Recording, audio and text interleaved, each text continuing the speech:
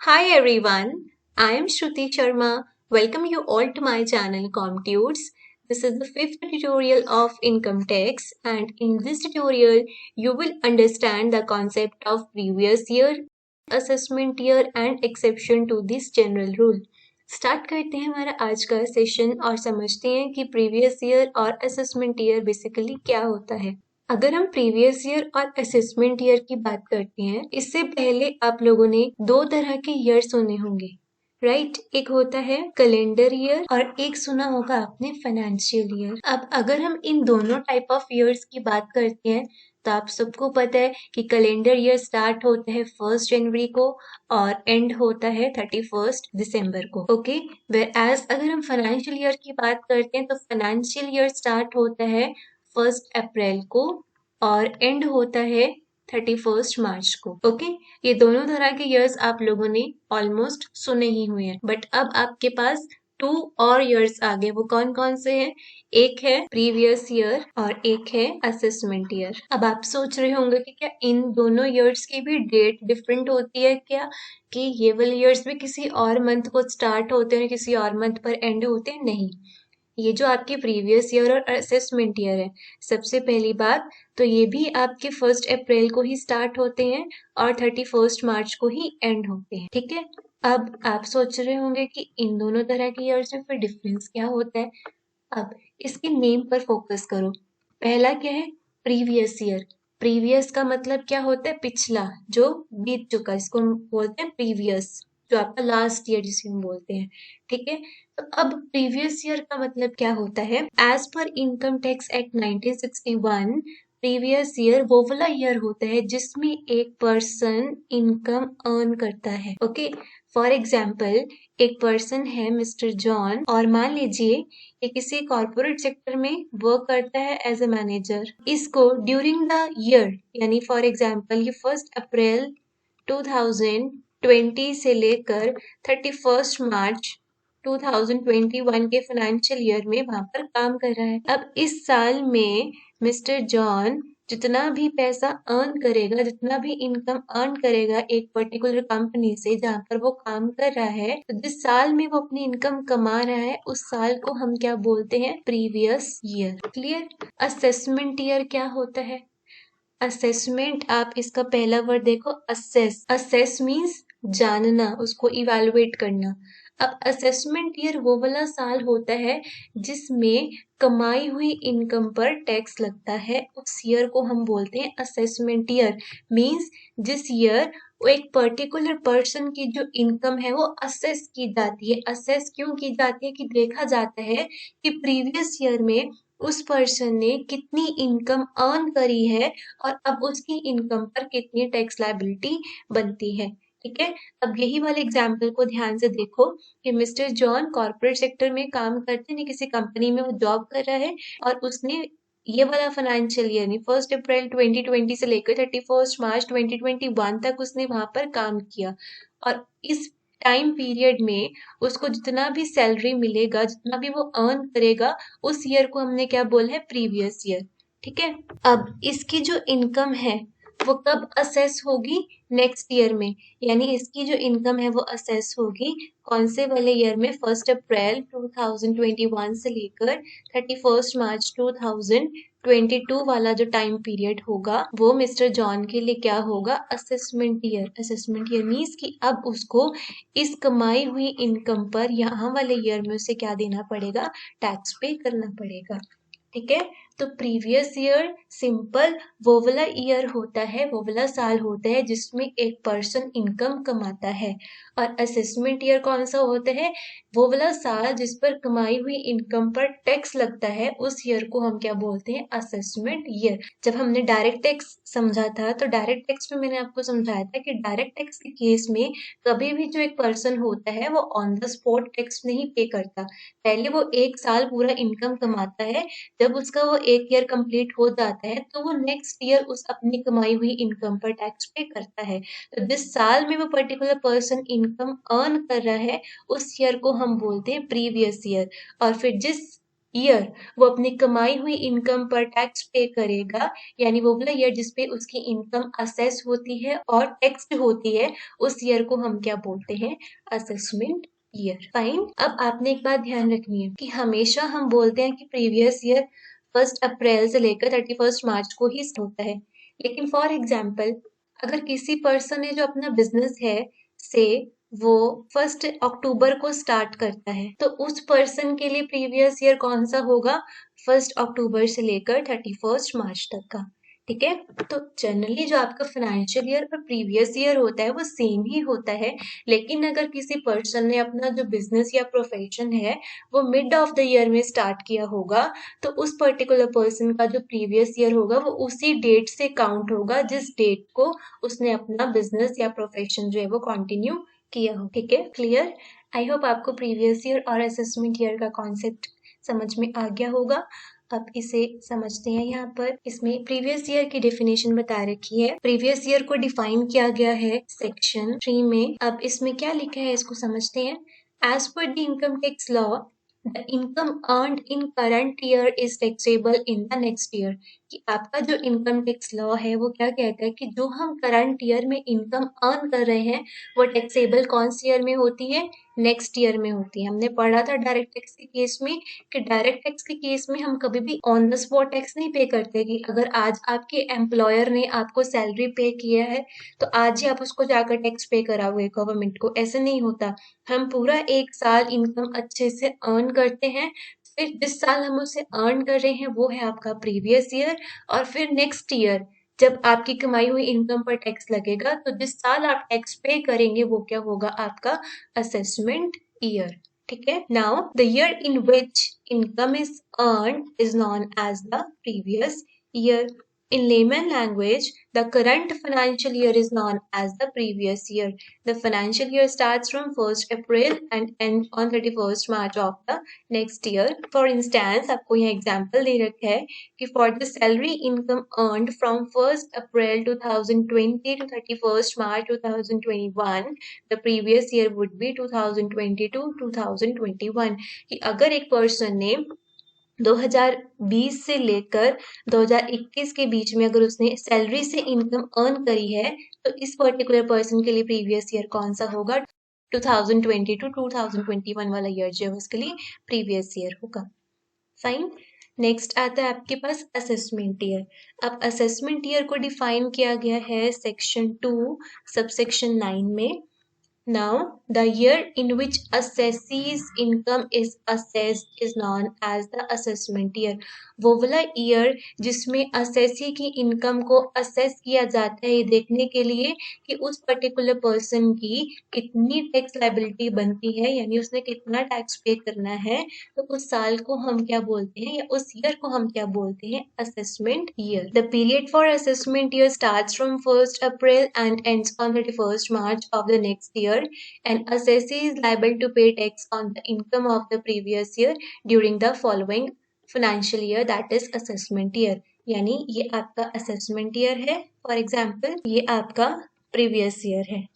ठीक है, तो हम हमेशा क्या बोलते हैं कि प्रीवियस ईयर कौन सा होता है? असेसमेंट ईयर के immediately preceding, means assessment year के एकदम पिछले वाला जो साल होगा वो होगा प्रीवियस ईयर। ठीक है, और वो प्रीवियस ईयर के बाद जो नेक्स्ट ईयर होगा वो उस पर्टिकुलर सेसी के लिए क्या होगा? Assessment year. असेसमेंट ईयर में हम प्रीवियस ईयर में कमाई हुई इनकम पर टैक्स पे करते हैं। ठीक है, आपने सिंपल सा ध्यान रखना है कि असेसमेंट ईयर में हमने प्रीवियस ईयर में जितनी भी इनकम कमाई है उस कमाई हुई इनकम का टैक्स हम असेसमेंट ईयर में पे करते हैं। फाइन। सो ये होता है आपका असेसमेंट ईयर और प्रीवियस ईयर। आई होप आपको इसका मीनिंग और इसका कॉन्सेप्ट जो है वो अच्छे से क्लियर हो गया होगा। नेक्स्ट टॉपिक हम समझेंगे कि इसकी एक्सेप्शंस क्या होती हैं। अब इस रूल की कुछ एक्सेप्शंस भी हैं। जनरली क्या होता है कि हम 1 साल पूरा इनकम कमाते हैं, जिस साल में हम इनकम अर्न कर रहे हैं वो है हमारा प्रीवियस ईयर। ठीक है, और कमाने के बाद हम नेक्स्ट ईयर में कमाई हुई इनकम पर टैक्स पे करते हैं, वो है आपका असेसमेंट ईयर। अब कुछ ऐसी इनकम भी होती है जब हम प्रीवियस ईयर की इनकम को प्रीवियस ईयर में ही असेस करते हैं, ठीक है। मान लो आपने 2020 से लेकर 2021 तक आपने एक इनकम अर्न करी, तो ये एक आपका प्रीवियस ईयर था। जनरल रूल क्या कहते हैं कि इस साल की कमाई हुई इनकम को हम नेक्स्ट ईयर असेस करेंगे, ठीक है। बट एक्सेप्शंस क्या कहती हैं, कुछ ऐसी इनकम भी होती है जिस केस में हम प्रीवियस ईयर की कमाई हुई इनकम को प्रीवियस ईयर में ही असेस करते हैं और प्रीवियस ईयर में ही उसको टैक्स करते हैं, ठीक है। यानी कि प्रीवियस ईयर में ही उस इनकम पर टैक्स लेते हैं। तो वो कौन कौन सी इनकम होती है, अब हम समझेंगे इसकी exceptions. Fine, now let's discuss the exceptions to the general rule. Exception का मतलब क्या है कि वो वाला केस जिस केस में आपकी जो इनकम होगी वो सेम ही ईयर में टैक्स्ड होगी और सेम ही ईयर में उसे असेस किया जाएगा, यानी कि जिस साल में वो पर्सन इनकम अर्न कर रहा है उसी साल में हम उस पर्टिकुलर पर्सन से टैक्स भी लेंगे, ठीक है। वो कौन कौन से 5 मेन एक्सेप्शंस होती हैं। नंबर 1 है income of non resident from shipping business. अब income from non resident from shipping business को डिफाइन किया गया है सेक्शन 172 में। Now what does this mean कि अगर कोई पर्सन नॉन रेजिडेंट है और वो किसी शिपिंग बिजनेस में इन्वॉल्व है, शिपिंग बिजनेस में इन्वॉल्व होगा तो वो डिफरेंट डिफरेंट कंट्रीज में मूव करता रहता है। सो मान लो अगर वो इंडिया आता है और इंडिया के पोर्ट पर वो कोई गुड्स शिप करके जाता है या कोई भी पैसेंजर्स लेकर आता है, वो दूसरे कंट्री से पैसेंजर्स इंडिया में ड्रॉप कर कर जाता है, तो यहाँ से वो जो भी इनकम अर्न करके जाएगा उसकी कमाई हुई इनकम पर गवर्नमेंट कहती है कि वो उसी साल में टैक्स पे करेगा, क्योंकि वो शिपिंग बिजनेस में इन्वॉल्व है। अब आज उसने इंडिया से इनकम कमाई, अब आगे वो पता नहीं कहाँ पर जाएगा, फिर उसको कहाँ गवर्नमेंट पकड़ती फिरेगी। तो income of non resident from shipping business के केस में क्या होता है कि अगर कोई भी पर्सन जो है जो एक नॉन रेजिडेंट है और अगर उसने अपना शिपिंग बिजनेस कैरी कर रखा है तो उसको जो भी इनकम डिराइव होगी कहाँ से, फ्रॉम कैरिंग पैसेंजर्स या फ्रॉम लाइव स्टॉक या फिर फ्रॉम मेल और goods shipped at a port in India, तो उस पर्टिकुलर पर्सन को अगर यहाँ से कोई भी इनकम डिराइव होती है तो वो सेम ही ईयर में टैक्स्ड होगी। क्लियर। द नेक्स्ट एक्सेप्शन है income of person living India. अब अगर कोई भी पर्सन जो है वो इंडिया को परमानेंटली लीव करके जा रहा है, ठीक है, और उसकी कोई ऐसी इंटेंशन नहीं है कि वो वापस इंडिया में आएगा। मान लो कोई भी पर्सन है वो कनाडा में जा रहा है और उसकी ऐसी कोई इंटेंशन नहीं है कि वो वापस इंडिया आएगा। हो सकता है वो एम्प्लॉयमेंट पर्पज से जा रहा है या हो सकता है वो परमानेंटली वहीं पर शिफ्ट हो रहा है। तो उस केस जब तक का उसका प्रीवियस ईयर में स्टे होगा तब तक की जो उसकी इनकम है वो प्रीवियस ईयर में ही असेस्ड होगी और प्रीवियस ईयर में ही उसको उस कमाई हुई इनकम पर टैक्स पे करना पड़ेगा, ठीक है। Then third exception is income of an association of persons or a body of individuals or an artificial juridical person formed for a particular event or purpose। इसको एक्सप्लेन किया गया है सेक्शन 174A में। अब ये एक्सेप्शन क्या कहती है, इन केस अगर असेसिंग ऑफिसर को ये पता लगता है कि कोई भी एसोसिएशन ऑफ पर्संस या बॉडी ऑफ इंडिविजुअल या आर्टिफिशियल जुरिडिशियल पर्सन जो है वो फॉर्म कर रखी है या वो एस्टेब्लिश कर रखी है कुछ टाइम पीरियड के लिए, कुछ लिमिटेड टाइम पीरियड के लिए, एक पर्टिकुलर इवेंट के लिए या एक पर्टिकुलर पर्पस को अचीव करने के लिए, और जैसे ही वो वाला पर्पस जो है वो अचीव हो जाता है या वो वाला जो इवेंट है वो सक्सेसफुल हो जाता है तो उसके बाद वो एसोसिएशन ऑफ पर्संस या बॉडी ऑफ इंडिविजुअल और आर्टिफिशियल जुरिडिशियल पर्सन जो है वो डिसकंटिन्यू हो जाता है या डिसॉल्व हो जाता है। तो दिस टाइम वो इनकम उन्होंने उस ईयर में अर्न करी है, तो जब वो उसी ईयर में डिसॉल्व हो जाएगा, उसी ईयर में वो डिसकंटिन्यू हो जाएगा, तो गवर्नमेंट क्या कहती है जितना भी उन्होंने इस बॉडी ऑफ इंडिविजुअल या एसोसिएशन ऑफ पर्सन जितना भी उन्होंने अर्न किया होगा हम उनकी कमाई हुई इनकम पर उसी साल टैक्स लेंगे जिस साल उन्होंने ये वाली इनकम जो है वो अर्न करी है। क्यों ऐसा करते हैं, क्योंकि अब association of person, body of individual या आर्टिफिशियल जुरिडिशियल पर्सन ये एक पर्टिकुलर पर्पस के लिए बनाई जाती है और जैसे ही वो पर्पस अचीव हो जाता है तो उसके बाद ये वाली जो बॉडीज हैं वो डिसॉल्व हो जाती हैं या डिसकंटिन्यू हो जाती हैं। अब जब ये जो आपकी एसोसिएशंस हैं जब यही डिसॉल्व हो जाएंगे तो उसके बाद पर्सन्स कहाँ मिलेंगे, ठीक है। तो इस केस में जब ये एसोसिएशंस या आर्टिफिशियल जुडिशियल पर्सन या ये जो बॉडी ऑफ इंडिविजुअल, जब इनके ऑब्जेक्टिव्स अचीव हो जाते हैं, लोग यहाँ से इनकम अर्न कर लेते हैं, तो यहाँ से कमाई हुई इनकम को भी हम सेम ईयर में ही टैक्स करते हैं जिस साल ये वाली इनकम जो है वो कमाई जाती है। ठीक है। Then fourth one is transfer of property to avoid tax. अब इसको डिफाइन किया गया है सेक्शन 175 में। अब ये एक्सेप्शन क्या कहती है कि अगर असेसिंग ऑफिसर को पता लगता है कि कोई भी पर्सन या कोई भी असेसी जो है वो अपनी प्रॉपर्टी को सेल कर रहा है यानी बेच रहा है, या उसे ट्रांसफर कर रहा है, या उसका कुछ पार्ट जो है वो डिस्पोज ऑफ कर रहा है, और वो क्यों करते हैं ऐसे, अपनी टैक्स लाइबिलिटी को मिनिमम करने के लिए, यानी कि अपनी प्रॉपर्टी को ट्रांसफर करता है कि उसे टैक्स जो है वो कम से कम देना पड़े। और अगर असेसिंग ऑफिसर को इस बात का पता लग जाता है कि कोई एक ऐसा पर्सन है वो अपनी प्रॉपर्टी को ट्रांसफर कर रहा है, तो जैसे ही असेसिंग ऑफिसर उसके ऊपर प्रोसीडिंग स्टार्ट करेगा ट्रांसफरिंग की, जितने टाइम तक की उसकी प्रीवियस ईयर का एक्सपायरी डेट होगा, वहां तक का टाइम पीरियड पर उसको गवर्नमेंट को टैक्स पे करना पड़ेगा उसी सेम ईयर में ही। फाइन। द नेक्स्ट आता है last exception, that is on discontinuance of a business और प्रोफेशन, और इसको डिफाइन किया गया है सेक्शन 176 में। और ये एक्सेप्शन क्या कहती है कि अगर कोई बिजनेस जो है वो चल रहा था और चलते चलते वो डिसकंटिन्यू हो जाता है, यानी कि वो बंद हो जाता है किसी भी रीजन की वजह से, हो सकता है कि उस बिजनेस का जो ऑनर है वो वॉलेंटरली उस बिजनेस को बंद कर रहा है, या हो सकता है कि उनका बिजनेस बहुत लॉसेस में जा रहा था और लॉस होने की वजह से वो अपना बिजनेस बंद कर रहे हैं।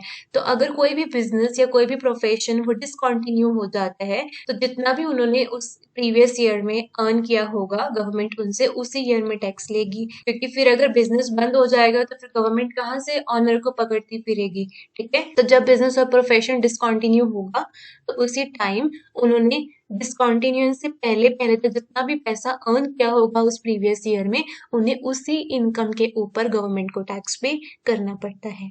ठीक है। तो ये होते हैं कुछ एक्सेप्शंस, मींस वो केसेस जहां पर एक पर्सन की जो इनकम है वो सेम ही ईयर में असेस्ड होती है और सेम ही ईयर में टैक्स्ड होती है। मींस वो केसेस जहां पर उस पर्सन को सेम ही ईयर में टैक्स पे करना पड़ता है जिस साल उसने इनकम अर्न करी है। फाइन। तो ये होता है आपका प्रीवियस ईयर और असेसमेंट ईयर का कॉन्सेप्ट। आई होप आज वाले ट्यूटोरियल में हमने जितना भी समझा है वो आपको अच्छे से क्लियर हो गया होगा।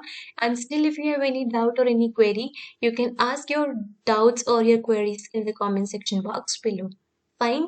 तो यहाँ पर कंप्लीट होता है हमारा इनकम टैक्स का chapter number 1, that is income tax introduction and important definition. I hope आपको चैप्टर 1 अच्छे से समझ में आया होगा। और अगर आपके लिए ट्यूटोरियल्स हेल्पफुल हैं, so please student do share your valuable feedback in the comment section, as your feedback really motivates me a lot. So don't forget to share your valuable feedback, and also do share these tutorials and my channel with your friends and your classmates too, so that they can also learn from this channel. Lastly guys, thank you for watching this tutorial. Bye bye, take care, have a great day ahead, study smart and stay motivated.